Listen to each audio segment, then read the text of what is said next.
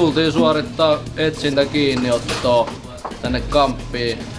Nyt on suoritettu metro-keissi tossa ja seuraavaksi lähdetään nyt todennäköisesti sitten ottamaan tuolta käytäviltä porukkaa kiinni. No ihan perus kiinniotot on ainakin omia lempijuttuja. Lähdetään suorittamaan viimeistä keissiä nyt hyvillä mielin ja sitten vielä marssitaan takas Santahaminaan. Jos haluatte päästä hyviin hommiin, niin tulkaa ihmeessä tänne.